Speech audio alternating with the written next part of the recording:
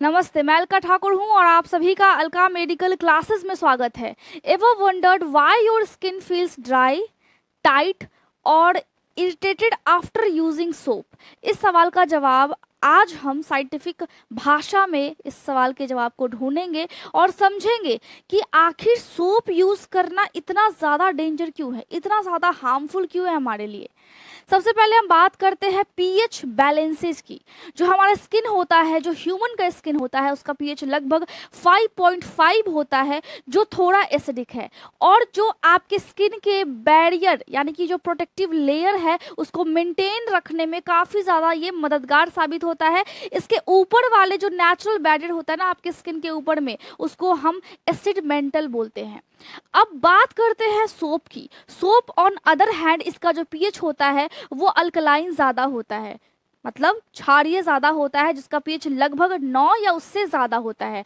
जब आप सोप का इस्तेमाल करते हैं अपनी स्किन पे तो वो आपके एसिड मेंटल को न्यूट्रलाइज कर देता है, जिसकी वजह से आपके स्किन के ऊपर मौजूद एक जो नेचुरल प्रोटेक्टिव बैरियर है वो डिस्ट्रॉय होने लग जाती है और वहाँ की जो नेचुरल ऑयल्स है वो फिर ख़त्म होने लग जाते हैं।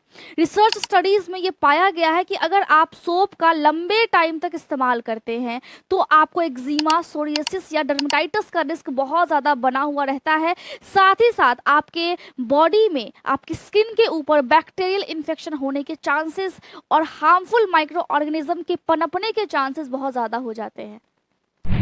सोचने वाली बात है, जो प्रोडक्ट आपको क्लीन और फ्रेश फील कराता है वही प्रोडक्ट आपकी स्किन को डैमेज कर रहा होता है। अब हम बात करते हैं सोप के अंदर प्रेजेंट केमिकल्स की। क्या आपने कभी सोप के ऊपर लेबल्स में उसके इंग्रेडिएंट्स को चेक किया है? आपने नहीं किया होगा।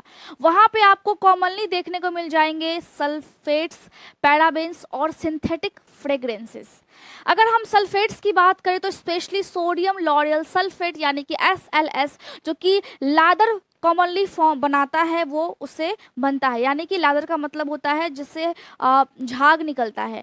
इससे झाग तो निकलता ही जो आपकी स्किन में ड्राइनेस और इरिटेशन को पैदा करता है, साथ ही साथ ये बहुत ज़्यादा एक हार्श सर्फेक्टेंट्स है जिसकी मदद से, जिसकी वजह से आपके स्किन के ऊपर मौजूद जो नेचुरल ऑयल्स है वो डिस्ट्रॉय हो जाते हैं और आपके स्किन पे रैशेज या इन्फ्लामेशन देखने को मिलते हैं और स्किन से वाटर का बहुत ज़्यादा लॉस हो जाता है, जिसकी वजह से स्किन डिहाइड्रेशन हो जाता है। दूसरा अगर मैं बात करूं तो पैराबेन होते हैं जो कि एक सिंथेटिक प्रिजर्वेटिव्स होते हैं और ये आपके स्किन में जा करके स्किन इसको एब्जॉर्ब कर लेती है और स्किन में आसानी से ये एब्जॉर्ब हो भी जाते हैं और जा करके आपको ये एंडोक्राइन सिस्टम जो कि ब्रेन से रेगुलेटेड होता है और हार्मोन्स को बहुत अच्छे तरीके से हैंडल करता है। हमारे ग्रोथ में एंडोक्राइन सिस्टम का बहुत बड़ा योगदान है और जा करके ये उसको डिस्टर्ब करती है। तो आप खुद सोचो कि जो चीज़, जो सोप, एक छोटा सा सोप है और वो आप इस्तेमाल कर रहे हो और आपको पता भी नहीं है कि आपके ब्रेन में जाकर के ये एंडोक्राइन सिस्टम को डिस्टर्ब कर रही है। साथ ही साथ स्किन में ड्राइनेस, इन्फ्लामेशन और इचीनेस हमेशा रहता ही रहता है। इसके अलावा आप तीसरा फ्रेग्रेंसेस को देख सकते हैं। ये बहुत बड़ा एक इरिटेंट है जो आपके स्किन को इरिटेट करता है। साथ ही साथ आपको लेबल्स पे, किसी भी रैपर के लेबल्स पे आपको देखने को मिलेगा सिर्फ परफ्यूम या फ्रेग्रेंसेस, लेकिन ये पूरा केमिकल का एक मिक्सचर होता है और यहाँ पे जो केमिकल्स होते हैं वो छुपाया जाता है कंपनियों के द्वारा, ताकि आपको पता ना लगे कि कितनी सारी केमिकल्स का इस्तेमाल इसमें किया गया है जो आपके लिए बिल्कुल भी सेफ नहीं है। कभी सोचा है सोप यूज करने के बाद आपकी स्किन में रेडनेस या फिर रैश क्यों हो जाता है? ये सब होता है केमिकल की वजह से। आपके बॉडी में जो नेचुरल, जो मैं बोल रही हूँ नेचुरल ऑयल्स होते हैं जैसे कि सीबम, वो क्या करते हैं, वो आपकी स्किन को मॉइस्चराइज ही नहीं करते हैं बल्कि आपकी स्किन को जो भी माइक्रो ऑर्गेनिज्म होते हैं जैसे कि बैक्टीरिया हो गया, फंजाई हो गया, उससे वो प्रोटेक्शन प्रोवाइड करते हैं। साथ ही आपके स्किन में एक बैरियर का काम करते हैं, प्रोटेक्टिव लेयर्स का काम करते हैं। लेकिन जब आप सोप को फ्रिक्वेंटली यूज करते हैं तो ये जो नेचुरल ऑयल्स हैं ये खत्म होने लग जाती है जिसकी वजह से से आपके स्किन पे जो बैरियर है वो तो खत्म हो गया, अब सीधे सीधे जो अटैक है वायरस का, बैक्टीरिया का या फिर फंजाई का, वो आपके स्किन पे होता है। और एक्जिमा लॉन्ग टर्म तक अगर हम देखें तो एक्जिमा का या फिर सोरिएसिस या फिर डर्मेटाइटिस जैसे कंडीशंस भी होते हैं। आप ये ध्यान से अगर देखते होंगे तो आप ये फील करते होंगे कि जो लोग सोप का इस्तेमाल ज़्यादातर करते हैं या फिर करते हुए आए हैं, तो सोप के इस्तेमाल करने से उनके फाइन लाइंस और रिंकल्स जो है वो ज़्यादा विजिबल होते हैं, क्योंकि सोप का इस्तेमाल करने से नेचुरल ऑयल्स कम होता है और जो नेचुरल ऑयल है वो आपकी स्किन की इलास्टिसिटी को भी मेंटेन करके रखता है। ये आपकी स्किन को यूथफुल और सपल बनाए हुए रखता है। लेकिन केमिकल्स क्या कर रही है, केमिकल्स आपके नेचुरल ऑयल्स को ख़त्म कर रही है, जिसकी वजह से आपका एज भी ज़्यादा दिखने लगा है।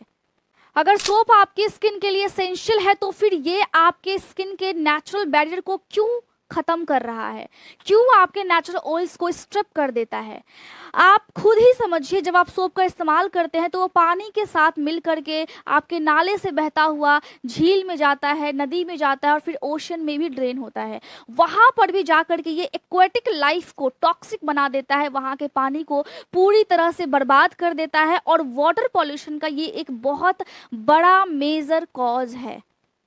फॉस्फेट जो कि साबुन में कॉमनली पाया जाता है, आपको नहीं पता, आप एक छोटा सा साबुन का टिकिया इस्तेमाल कर रहे हो, लेकिन ये आपके नाले से निकल करके रिवर में जा करके फिर ओशन में जा करके मिलता है और वहाँ पे जा करके ये ऑक्सीजन के लेवल को डिप्लीट करता है। इसका मतलब है वहाँ पे ये एल्गल ब्लूम को ट्रिगर करता है, जिसमें वहाँ का जो पानी है उसमें ऑक्सीजन की मात्रा कम हो जाती है। और इस सारे प्रोसेस को, ये जो टॉक्सिक वाला प्रोसेस है जिसमें पानी गंदा हो रहा है, इस प्रोसेस को हम यूट्रोफिकेशन बोलते हैं। और आप खुद सोचिए कि वहाँ पे जो भी ऑर्गेनिज्म मौजूद होंगे, जो एक्वेटिक जो इकोसिस्टम होगा, वो पूरी तरह से डिस्ट्रॉय हो रहा है। किसकी वजह से? हमारी वजह से। साथ ही साथ सर्फेक्टेंट जो कि क्लीनिंग के लिए इस्तेमाल किया जाता है, साबुन में भी वो पाया जाता है। अब जब ये ओशन में मिलता है, नदी में मिलता है, तो जा करके वहाँ पे जो भी ऑर्गेनिज्म है उसके रिप्रोडक्टिव सिस्टम, उसके गिल्स और उसके स्किन को जा करके ये इन्फेक्टेड करता है, डिस्ट्रॉय करता है। अब आप खुद सोचिए कि नॉर्मली इन्वायरमेंट में ये आसानी से डिग्रेड भी नहीं होते हैं, तो लॉन्ग टर्म के लिए ये पॉल्यूशन का रिस्क बहुत ज़्यादा बढ़ जाता है।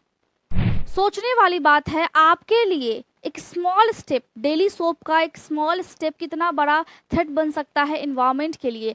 इसीलिए आपके दिमाग में ये सवाल आता होगा कि जब आप साफ सफाई अपने बॉडी की, अपने फेस की नेचुरल इंग्रेडिएंट से कर सकते तो फिर सोप इस्तेमाल करने की आखिर ज़रूरत ही क्यों है? क्योंकि हम एडवर्टाइजमेंट देखते हैं जो हमें ट्रिगर करते हैं, जो हमें ये महसूस करवाते हैं कि जो नेचुरल चीज़ें हैं वो कोई काम की नहीं होती है, वही जो केमिकल वाली चीज़ें होती है वही काम की होती है, वही आपके फ़ायदे के लिए है। तो यहाँ पे आप नेचुरल चीज़ का इस्तेमाल कर सकते हो, पीएच बैलेंस्ड आप फेस वॉश का इस्तेमाल कर सकते हैं, बॉडी वॉश का इस्तेमाल कर सकते हैं, या फिर आप मुल्तानी मिट्टी, दही का इस्तेमाल कर सकते हो। मुल्तानी मिट्टी क्या करती है? आपके फेस से, आपके बॉडी से, ये एक नेचुरल क्ले है जो नेचुरली ये एक्सेस ऑयल को रिमूव कर देती है और आपके फेस को यूथफुल बनाती है, रिंकल लेस बनाती है, मतलब रिंकल्स बिल्कुल नहीं होंगे।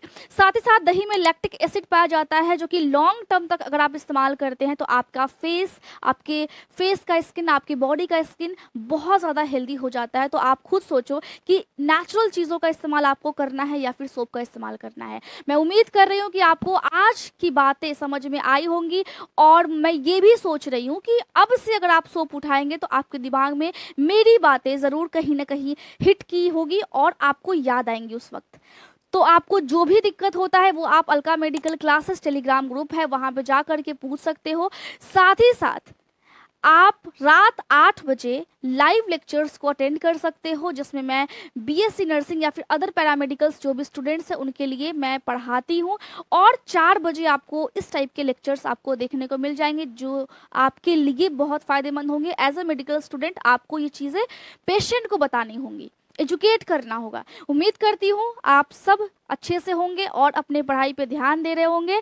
फिर से मिलते हैं 4 बजे और रात 8 बजे लाइव लेक्चर्स के साथ। Thank you so much.